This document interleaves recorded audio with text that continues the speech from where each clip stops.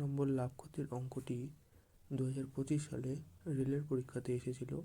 তো এটার কি করে সমাধান করব দেখো। প্রশ্নে বলা রয়েছে একটি পণ্যের ক্রয় মূল্য তার চিহ্নিত মূল্যের 64%।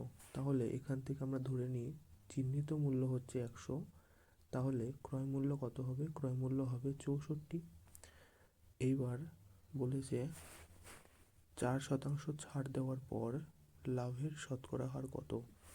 তো 4% যদি ছাড় দেয় তাহলে বিক্রয় মূল্য কত হচ্ছে?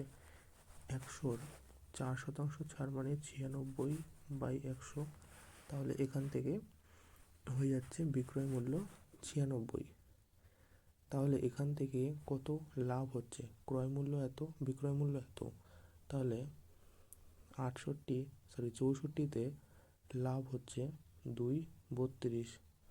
একে কত, 100তে কত? তো এখান থেকে উত্তর হয়ে যাবে 32×64, তো 50% এর সঠিক উত্তর। পরীক্ষাতে আসা সব লাভ ক্ষতির প্রশ্ন পেতে তোমরা আমাদের এই অ্যাপ্লিকেশন দেখতে পারো। এখানে পার্ট ভিত্তিতে সব লাভ ক্ষতির অঙ্ক দেওয়া আছে, সাথে সমাধানও দেওয়া আছে। দেখো আমি 6 নম্বর পার্টটি খুলেছি, সেখানে তোমরা প্রশ্ন দেখতে পাচ্ছ বাংলা এবং ইংলিশ দুটো ভার্সনে। সমাধানের জন্য তোমরা ক্লিক করবে, PDF ডাউনলোড হয়ে যাবে সমাধানের।